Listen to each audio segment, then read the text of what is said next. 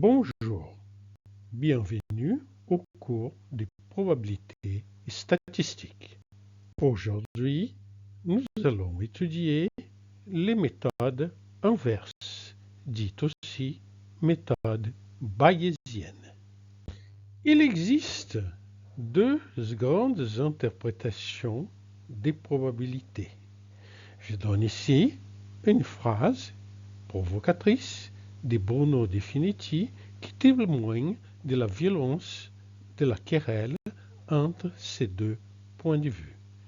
Ces deux points de vue sont les points de vue fréquentistes ou fichériens et les points de vue subjectivistes ou bayésiens. Du point de vue fichérien ou fréquentiste, les probabilités correspondent à des fréquences relatives d'observation de certains événements. Pour les subjectivistes, les probabilités mesurent des degrés de croyance dans la réalisation d'un événement. Nous avons ici une phrase de De Finetti qui explique ces points de vue concernant les degrés de croyance. Dans les deux cas, évidemment, il y a aussi une exigence de formalisme mathématique et de cohérence interne de la théorie. Il existe aujourd'hui un certain nombre de chercheurs et d'utilisateurs de probabilité pour lesquels ces deux méthodes finissent par se rejoindre et qui utilisent indépendamment une méthode fichérienne ou une méthode bayésienne selon la situation étudiée. Pour ces utilisateurs, la querelle est obsolète. Il s'agit simplement des méthodes qu'on peut utiliser selon les cas considérés. Mais ce n'est pas le cas pour tout le monde. Il existe des chercheurs et des philosophes pour lesquels la querelle reste vive. Dans ces cours, nous n'aborderons pas la querelle existence. Nous étudierons l'application des méthodes. Du point de vue historique, le texte qui a fondé les méthodes inverses en probabilité est un article attribué à Thomas Bayes, mais publié par Richard Price après la mort de Thomas Bayes. Dans cet article, Price indique que Bayes proposait un problème, qui est le problème suivant. Étant donné le nombre de fois pour lesquelles un événement est survenu ou non survenu, quelle est la probabilité pour qu'il arrive dans un seul essai? En termes modernes, le problème posé par Bayes peut être formulé de la manière suivante. Considérons un échantillon de n observations d'une variable de Bernoulli. Étant donné deux nombres A inférieurs à B, tous les deux entre 0 et 1, et en connaissant la somme des xi, c'est-à-dire le nombre de succès de la variable de Bernoulli, déterminer la probabilité de l'événement P appartient à AB, conditionnellement aux données observées. Ce problème est dit inverse car nous ne cherchons pas la probabilité de l'événement observé, mais une probabilité pour la valeur du paramètre P de la loi de Bernoulli. La solution apportée par Thomas Bayes repose sur deux théorèmes. Les premiers, les voici. De manière moderne, nous disons que la probabilité de l'intersection de l'événement 1 avec l'événement 2 est la probabilité conditionnelle de E2 à E1 qui multiplie la probabilité de E1. Le deuxième théorème proposé par Bayes est le suivant. La probabilité conditionnelle de 1 et 2 est égale à la probabilité de l'intersection de 1 et 2 divisé par la probabilité de E2. En combinant les deux résultats, nous obtenons la célèbre formule d'Hébert, que voici. La formule d'Hébert répond au problème posé par Baire. En effet, nous pouvons déterminer la probabilité pour que les paramètres P appartiennent à un intervalle AB en réalisant l'intégrale de sa probabilité conditionnelle aux données sur l'intervalle. Or, cette probabilité peut être déterminée à l'aide de la formule d'Hébert. Cependant, pour pouvoir utiliser cette formule en pratique, nous devons connaître la valeur de ces éléments. Il existe un premier élément, est la probabilité des données observées conditionnelle à une valeur donnée du paramètre P. Nous appelons cette probabilité la vraisemblance, en anglais likelihood. Un deuxième élément est la probabilité de P. Il s'agit d'une loi a priori, en anglais prior. Et enfin, nous déterminons la loi a posteriori, qui est la probabilité du paramètre conditionnel aux données. En pratique, la vraisemblance découle d'un modèle pour les phénomènes qu'on étudie. La distribution a priori est un choix de l'utilisateur d'après sa connaissance ou ses hypothèses ou les informations qu'il a sur la valeur de P. Enfin, on ne calcule jamais la valeur de P de x. On écrit cette valeur comme étant une constante qui est déterminée en imposant que l'intégrale de la probabilité de P conditionnelle aux données soit égale à 1. Dans la situation étudiée par Bayes, une analogie connue sous le nom de billard de Bayes lui a permis de conclure que la loi de P est uniforme, de manière que P de P est égal à 1 sur l'intervalle 0,1 et que le modèle pour la vraisemblance est de nature binomiale. On obtient ainsi la loi a posteriori avec une constante. On détermine cette constante en imposant que l'intégrale de cette densité soit égale à 1. On obtient ces résultats de manière analytique. Les voici. Prenons un exemple. Une pièce est jetée n fois et on observe k valeur pile et n-k valeur face. On veut estimer la probabilité P égale à la probabilité de pile.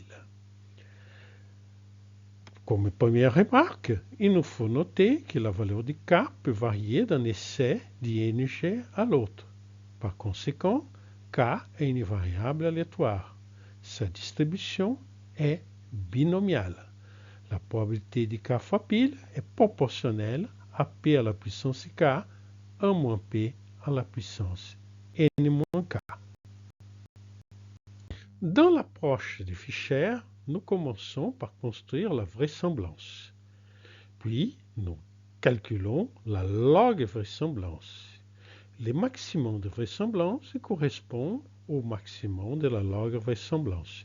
Nous n'avons donc qu'à dériver cette dernière, imposer qu'elle soit égale à 0 pour déterminer la valeur de l'estimateur P chapeau. Ici, il est égal à K sur N.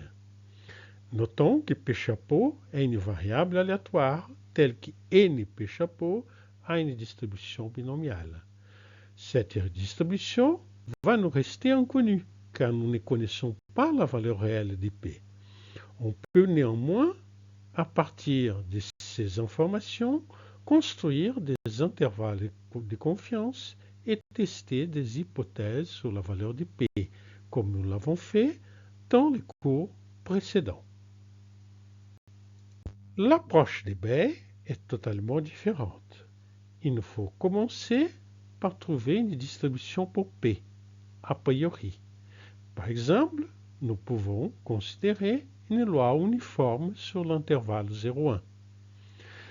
En utilisant cette information, nous pouvons calculer la loi a posteriori pour P. La valeur de C, comme dans le cas précédent, est obtenue en imposant que l'intégrale de cette dernière loi soit égale à 1. On note que dans ce cas, C égale à 1 sur B de K plus 1 n moins K plus 1, où B est la fonction bêta. Donc, la distribution de P correspond à une loi bêta. Notons que dans l'approche de B, nous obtenons la distribution de P, mais nous n'obtenons pas la valeur de P chapeau. Il nous faut en fait utiliser la distribution de P pour déterminer cette valeur. Par exemple, nous pouvons utiliser la mode de la distribution, c'est-à-dire quelle est la valeur qui a la plus haute probabilité. Nous pouvons aussi utiliser sa moyenne. Plus généralement, on peut utiliser une fonction de perte, ou loss function, et on détermine la valeur de P chapeau qui minimise sa moyenne. Vous trouverez dans la littérature de nombreuses fonctions de perte. Voici quelques-unes des plus populaires. La fonction linéaire, qui conduit à la médiane. Lorsqu'on minimise cette fonction, on obtient comme résultat la médiane de la distribution.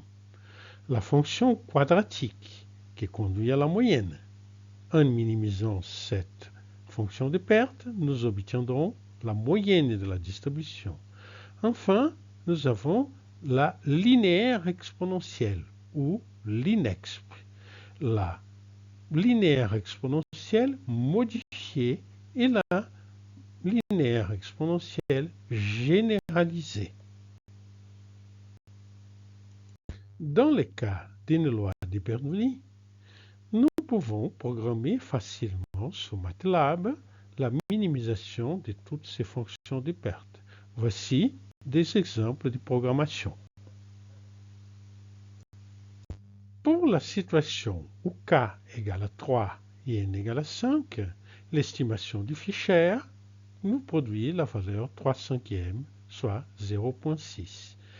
Vous verrez ici les tableaux des résultats correspondant aux différentes approches bayésiennes avec des différentes fonctions de perte.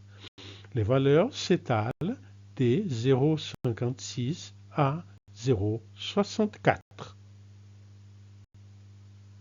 Lorsqu'on dispose de plus de données, par exemple, sur 50 essais, nous avons observé 30 piles, nous avons toujours la même estimation de 0,6.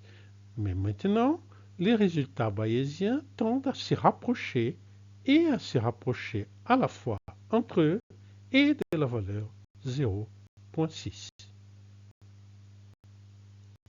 Si nous augmentons encore les données utilisées, ici 500 essais, les résultats se resserrent encore à plus et sont encore plus proches de la valeur fischérienne.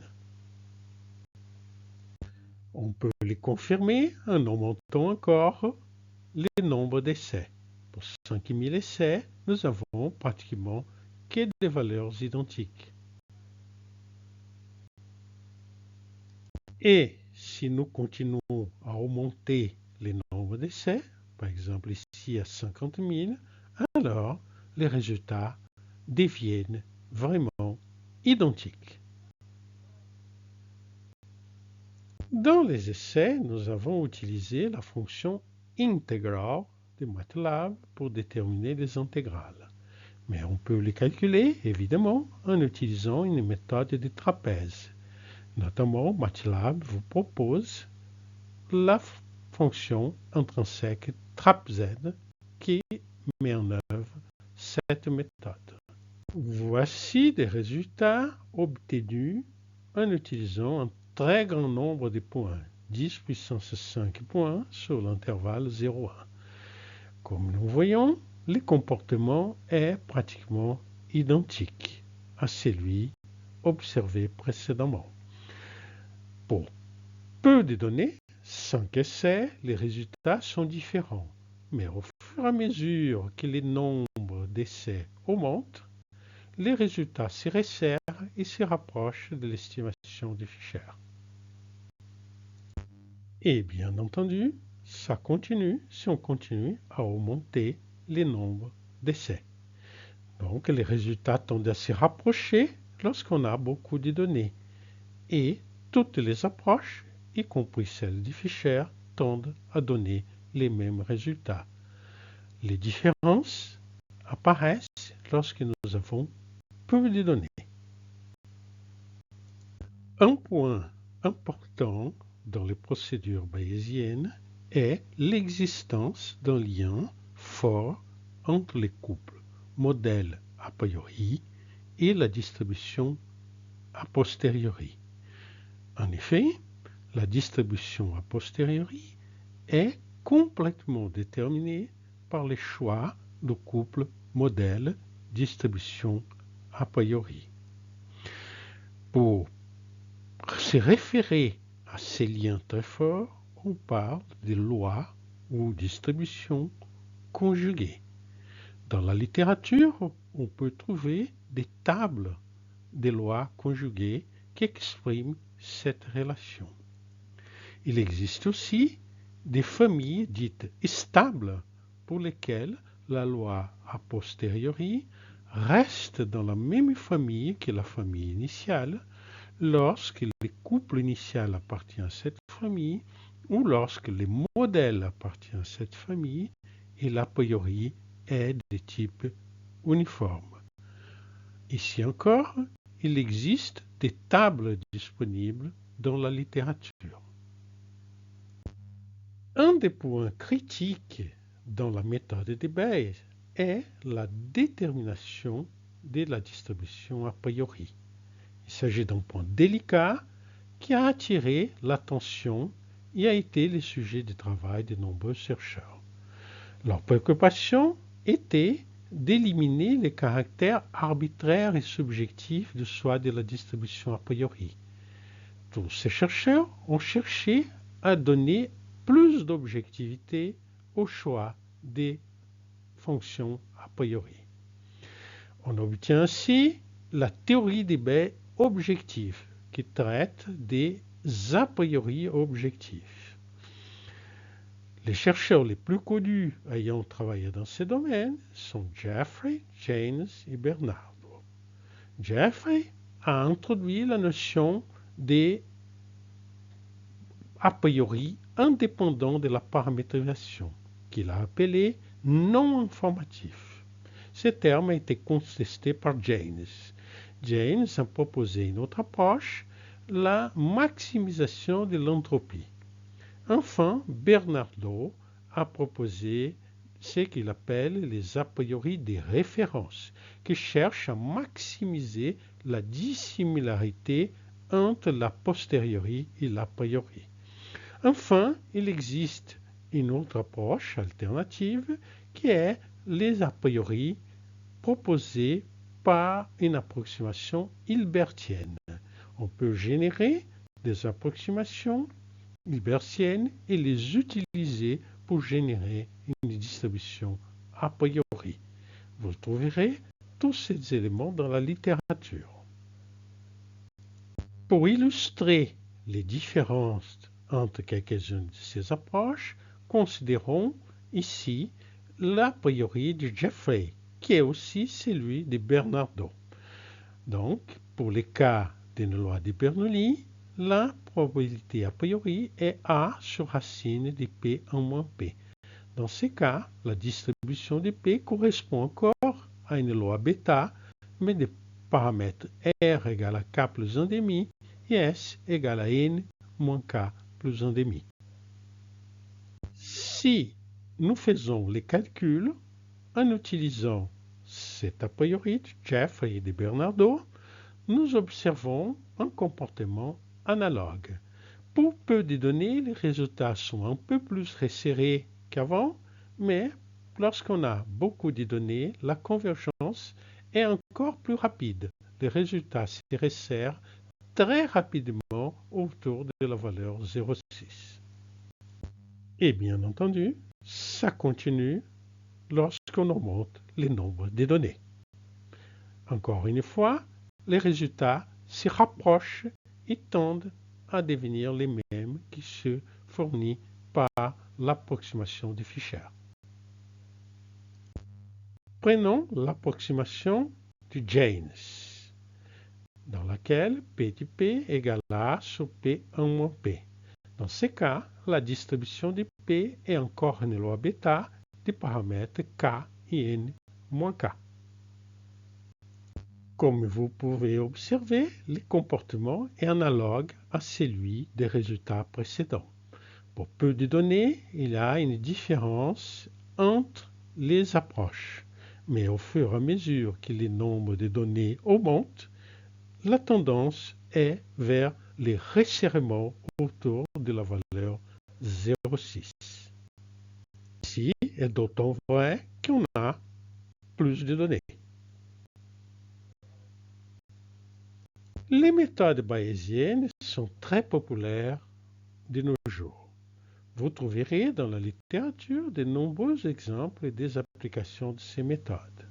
Dans les cours, il est temps de passer à la mise en œuvre. Merci pour votre attention. Au revoir.